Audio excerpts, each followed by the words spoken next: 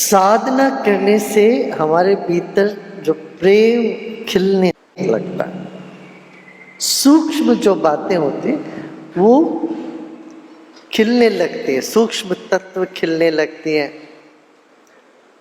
साधना हमको क्या करती है, बड़े सूक्ष्म में ले जाती है, स्थूल से सूक्ष्म, सूक्ष्म में जाते जाते हमको क्या अनुभूति होती है, प्रेम का अनुभूति होती है।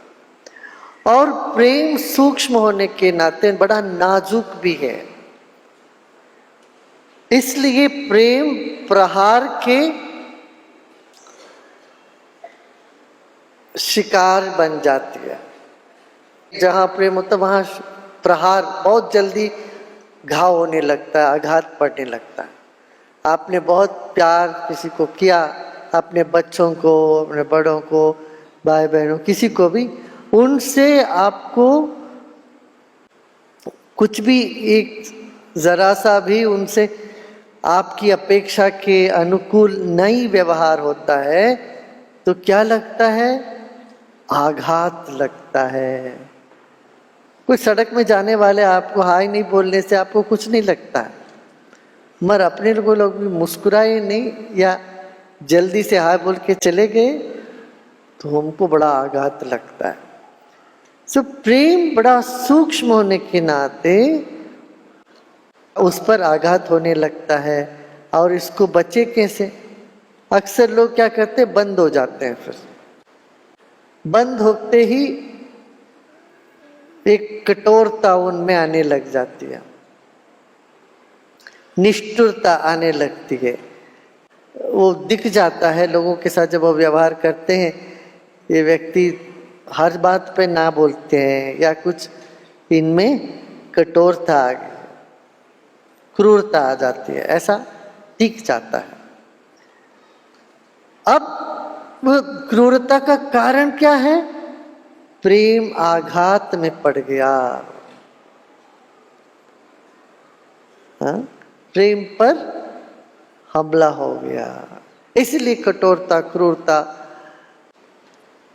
मनमुटापा, ये सभी भाव आने लगता है। तो अब प्रेम को कैसे बचाएं? समाज में तो निष्ठुरता है, कठोरता है, और इससे प्रेम को कैसे बचाएं? उसी को कहते हैं ज्ञान।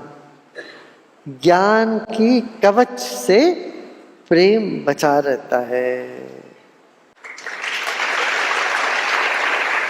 नहीं तो सिर्फ प्रेम प्रेम बात करते रहो, फिर तो वो प्रेम नफरत में बदल जाता है, उसमें ज्यादा देरी नहीं लगती।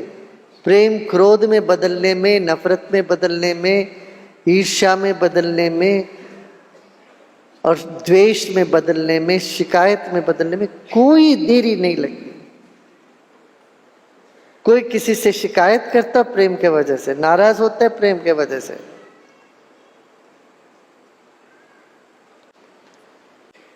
मगर वो कैसा, जब उस प्रेम का ज्ञान का कवच हो जाए तो ये विकार नहीं बनते, विकृति नहीं होती प्रेम की, वो शुद्धता में बनी रहती है।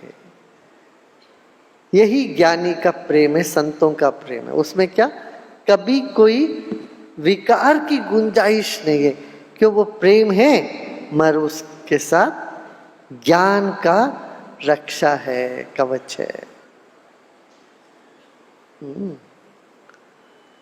नहीं तो आज देखो दुनिया में आज जितने युद्ध हुए हैं, जितने झगड़े हुए हैं, जो लोग भी झगड़ा करते हैं वो सब एक बात को लेके करते, मैं सही हूं,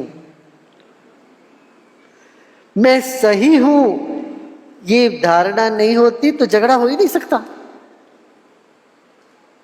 जिनको ये लगता है मैं गलत हूं, वो झगड़ा कर ही नहीं सकता।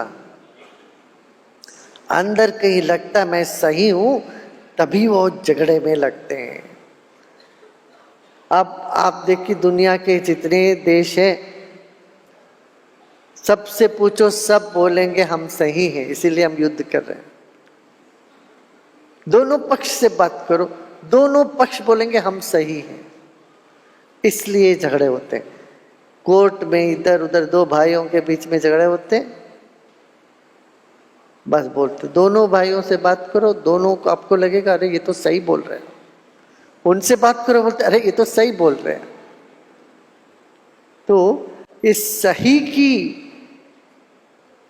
जो सही लग जाती है हमारे मन में, हम सही है कि सही लग जाती है, उससे झंझट शुरू हो जाता है। इस पर ध्यान देना चाहिए।